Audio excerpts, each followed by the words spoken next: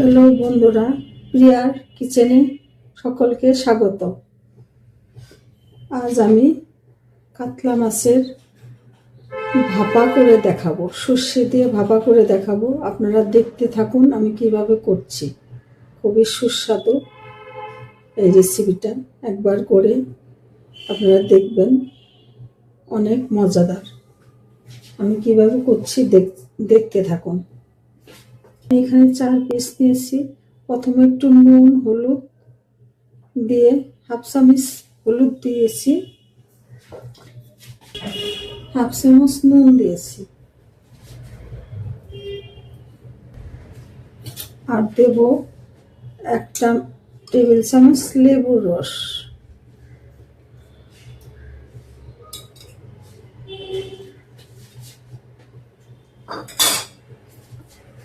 এবার মাছগুলোকে আমি একটু মেখে নেব।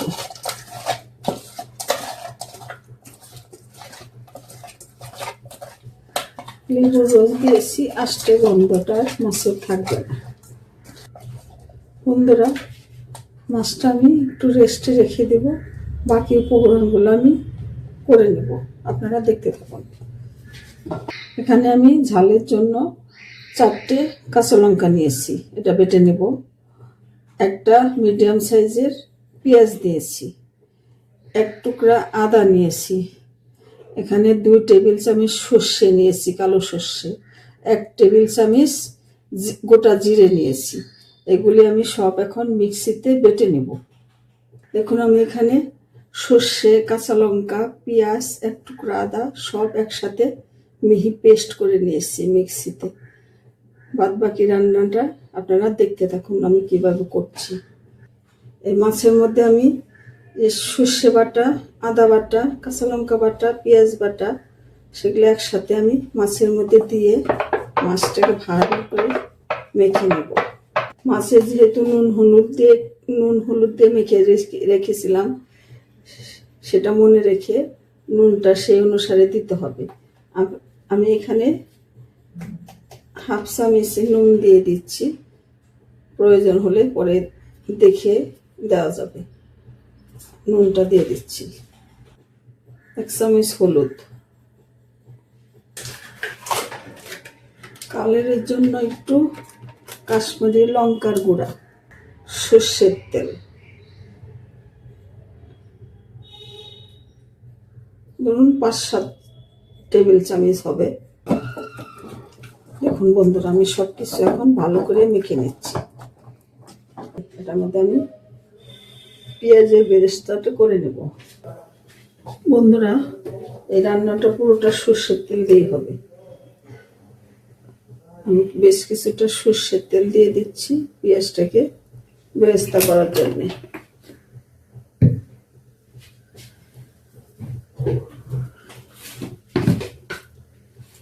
সামান্য একটু চিনি দিচ্ছি পেঁয়াজ বেরেস্তাতে, যাতে একটু ভালো হয়, কালার আসে।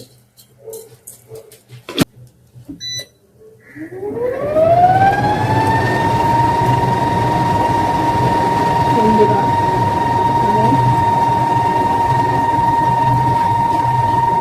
বড় সাইজের একটা পেঁয়াজ আমি বেরেস্তা করে নেব।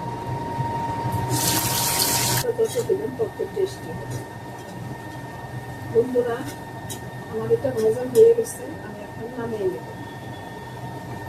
আমি এখানে 2 কাঁচা লঙ্কা চিড়ে দিয়ে দিচ্ছি, 1 টেবিল চামচ কালো জিরে। লঙ্কাটা একটু ভালোভাবে হয়ে গেলে তখন আপনারা আমি যে মাছটা মাখিয়ে রেখেছি সেই মাছটা আমি এখন এর মধ্যে দিয়ে দেবো।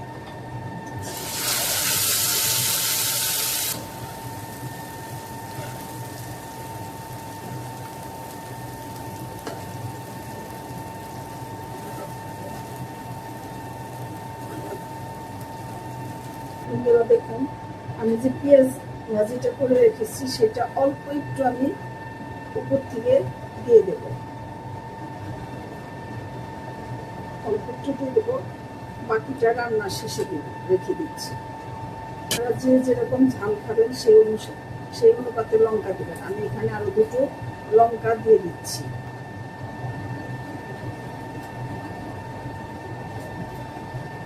চুলাটা লো টু মিডিয়াম আছে রেখে এটাকে 20 থেকে 25 মিনিট হতে দিব।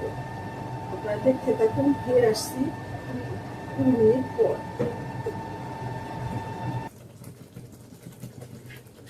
হ্যালো বন্ধুরা, পরবর্তী 20 মিনিট পর আমি ফিরে আসলাম।